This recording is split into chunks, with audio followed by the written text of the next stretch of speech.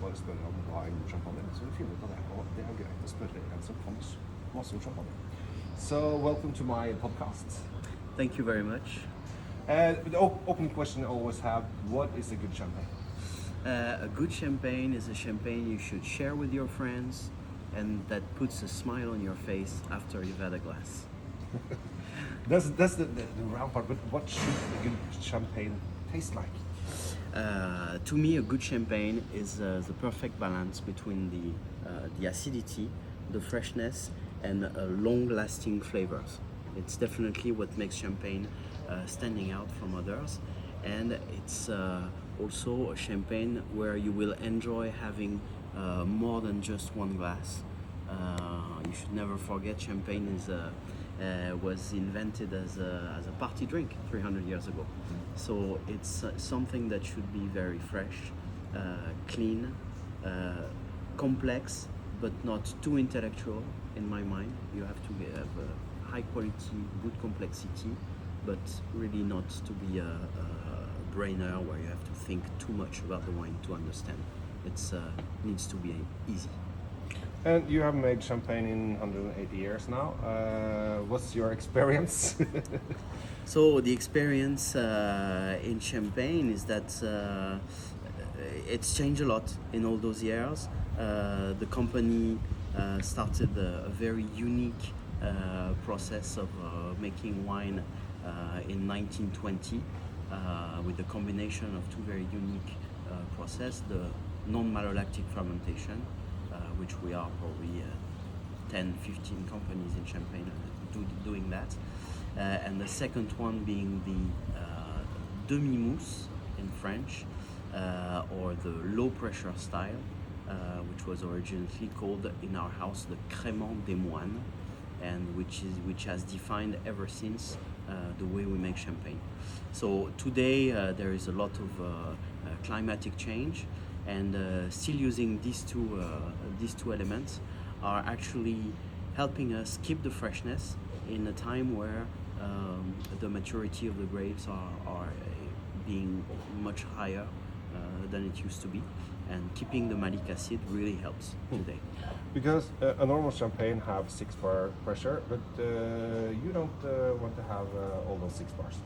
No, we are actually using a process with the liqueur de tirage, where we are actually blending a little less liqueur de tirage in order to create an effervescence much creamier, much finer, that rounds up around 4.5 bars. So it's from 4.5 to 6.5. It's almost the pressure in a cast tire. Yeah. So it's quite a lot in a way, but really when you taste the champagnes, it gives you a very different sensation, which we like to call the BB sensation, or Besserat De Bellefon sensation, because it's so much different than all the other champagnes. And once you start tasting this, it's very difficult when you start tasting champagnes with normal pressure, so 6.5. So you put less sugar in the second fermentation, and that's why it's less bar. Exactly. So not fewer bubbles. There are as many bubbles, but there is yes, the liqueur de tirage is with lesser atmosphere. And are you the only one that's doing it? We are a handful, but we are the only ones that produce all of their wines like this. We have a few friends in Champagne who are producing 1 or 2 cuvées, but usually they are prestige cuvées or very high-end cuvées. We are doing it for every champagne, from the start to the top of the range. And why did you start with that? The start of this was in 1930 when Victor Besserat was going on the markets in Paris and actually was working with the Samaritain de Luxe, which was a brasserie in the center of Paris that belonged to the department store. And Mr. Degas, who was the owner at the time, told Victor, if you can make me a champagne that's creamier and finer and easier to match with food, I will not buy you 100 bottles, but 1,000 bottles. And so he came back to Épernay and Champagne very quickly and devised this type of champagne from this moment on. And so it was really a champagne that was made to match with gastronomical food. The finer effervescence actually never takes over the dishes that you have with it. It's really a complementary product to your plate when you have a dinner. And how many bottles have this restaurant bought after 1930 still today? Well, now it's closed, unfortunately. Oh. Now it's a hotel next to the Opera Garnier in Paris. But they have been one of the most regular clients until the 80s when it's closed down. But that's one of the landmark of Besserat De Bellefon in Paris. Following to that, Besserat De Bellefon was distributed in all the great cabaret of Paris, the Lido, the Crazy Horse Saloon, and also on Air France on many of the business class. Oh, so you can drink Besserat in the air? Yeah, right now you can, at the moment, you can drink it in British Airlines. Oh. Our rosé is in the business class of British Airlines. Oh, cool. But we have to focus on one wine. We have been tasting like 7 or 8 here. And you picked the Bleu Brut. Why? Bleu Brut is probably the most difficult champagne to make for us. And yet it's the one that is the most accessible for every consumer. Bleu Brut is meant to be an everyday champagne, party champagne to share with friends for the good times.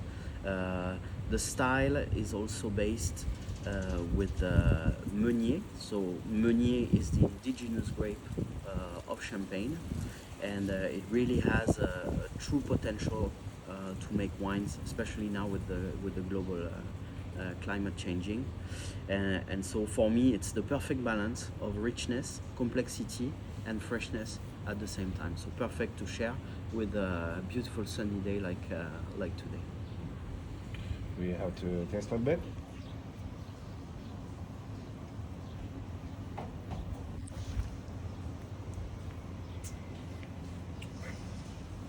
It has that creaminess. Absolutely. It's really there. Yes, the creaminess, so you feel it. I always had a very interesting discussion with our cellar master, Cédric Thiebaud, who explained me that the balance of this wine is fourfold. On one side, you have the creaminess coming from the lesser atmosphere, which is reducing the acidity of the wine. On the second hand, the non-malolactic process increases the acidity at the second time. So these two are balancing each other. And then you have the creaminess and the fruitiness of the Meunier, which is coming into play. And lastly, the very high share of reserve wines, which is for this wine about 35% of reserve wines, which we make from a perpetual reserve, not a Solera, but really a perpetual reserve that we started in 2004 that we blend. So there we have a blend for this champagne of 45% of Meunier, mostly from Cru and Premier Cru, because Meunier doesn't get Grand Cru status.